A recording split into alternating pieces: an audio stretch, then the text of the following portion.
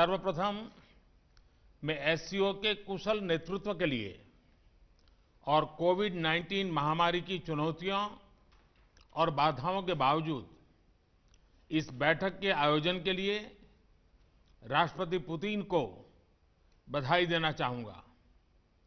मुझे खुशी है कि हम इन कठिन परिस्थितियों के बावजूद एससीओ के तहत कोऑपरेशन और इंटीग्रेशन के एक व्यापक और प्रगतिशील एजेंडा को आगे बढ़ा सके। एक्सेलेंसीज, एससीओ में भारत के लिए यह एक महत्वपूर्ण वर्ष है। हम पहली बार एक समिट स्तर की बैठक SCO council of heads of government का आयोजन करने जा रहे हैं। इस बैठक के लिए एक व्यापक एजेंडा तैयार किया गया है, जिसमें आर्थिक सहयोग के मुद्दों पर विशेष ध्यान दिया गया है। हमने स्टार्टअप इकोसिस्टम में अपने समृद्ध अनुभव को साझा करने के लिए इनोवेशन एंड स्टार्टअप पर स्पेशल वर्किंग ग्रुप की स्थापना का प्रस्ताव रखा है। हमने ट्रेडिशनल मेडिसिन पर वर्किंग ग्रुप का भी प्रस्ताव रखा है, ताकि एससीओ देशों में पारंपरिक और प्राचीन चिकित्सा के ज्ञान और समकालीन चिकित्सा में हो रही प्रगति एक दूसरे के पूरक बन सके। एक्सेलेंसीज, भारत का दृढ़ विश्वास है कि इकोनॉमिक मल्टीलेटरिज्म और नेशनल कैपेसिटी बिल्डिंग के कॉम्बिनेशन से एससीओ देश महामारी से हुए आर्थिक नुकसान के संकट से उभर सकते हैं। हम महामारी के बाद के विश्व में आत्मनिर्भर भारत की दृष्टि के साथ आगे बढ़ रहे हैं।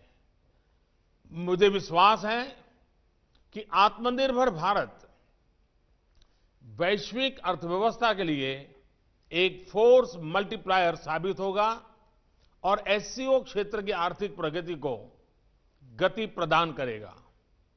एक्सेलेंसीज, एससीओ क्षेत्र से भारत का घनिष्ठ सांस्कृतिक और ऐतिहासिक संबंध रहा है।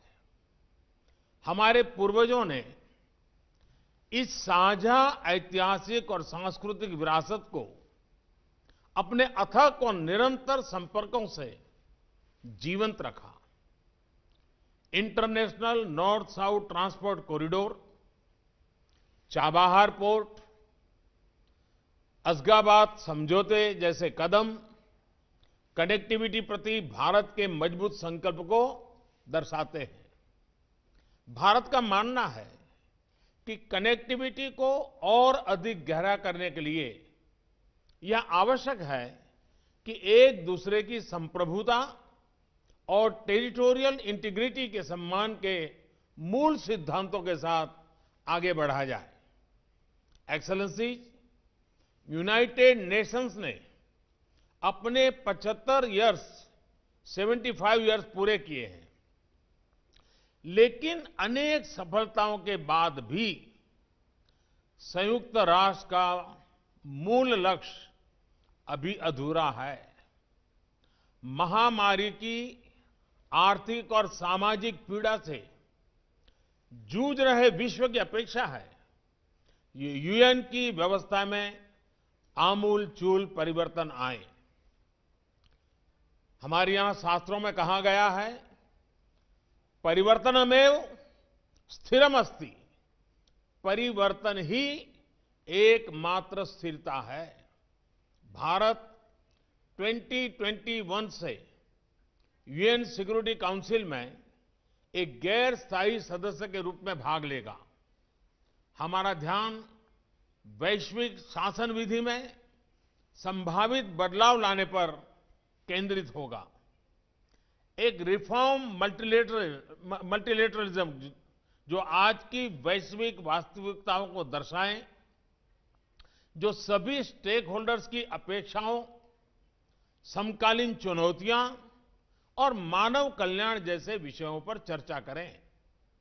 इस प्रयास में हमें एससीओ सदस्य राष्ट्रों का पूर्ण समर्थन मिलने की अपेक्षा है। एक्सेलेंसीज, सर्वे भवन्तु सुखिनः, सर्वे सन्तु निरामया, सभी सुखी और सभी रोगमुक्त रहे, यह शांति मंत्र भारत के समस्त मानव कल्याण के प्रति आस्था का प्रतीक है।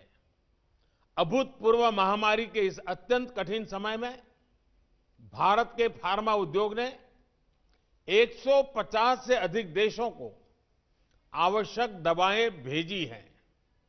दुनिया के सबसे बड़े वैक्सीन उत्पादक देश के रूप में भारत अपनी वैक्सीन उत्पादन और वितरण क्षमता का उपयोग इस संकट से लड़ने में पूरी मानवता की मदद करने के लिए करेगा।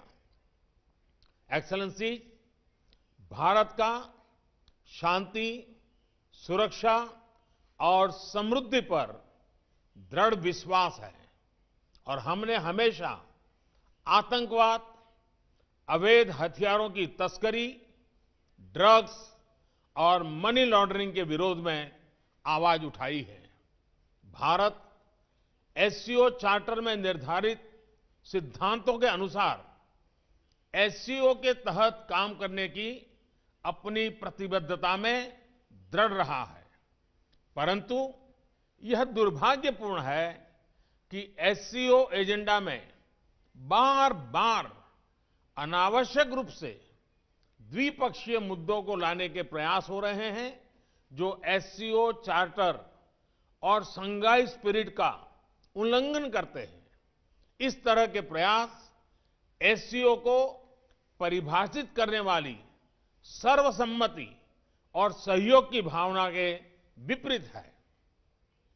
एक्सेलेंसीज, मैं वर्ष 2021 में एससीओ की 20वीं वर्षगांठ पर एससीओ संस्कृति वर्ष मनाने के लिए पूर्ण समर्थन देता हूं। भारत का राष्ट्रीय संग्रहालय इस वर्ष हमारी साझा बौद्ध विरासत पर पहली एससीओ प्रदर्शनी आयोजित करने की प्रक्रिया में है। भारत की साहित्य अकादमी ने रूसी और चीनी भाषा में 10 भारतीय साहित्यिक कृतियों के अनुवाद का काम पूरा किया है और मुझे विश्वास है कि अगले वर्ष भारत महामारी मुक्त वातावरण में एससीओ फूड फेस्टिवल की मेजबानी करेगा।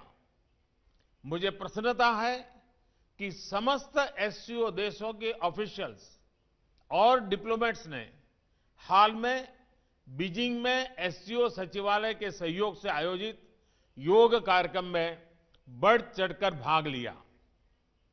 एक्सेलेंसीज, मैं एक बार फिर राष्ट्रपति पुतिन को उनके कुशल और सफल नेतृत्व के लिए बधाई देता हूं और इस बैठक के लिए उन्हें धन्यवाद देता हूं।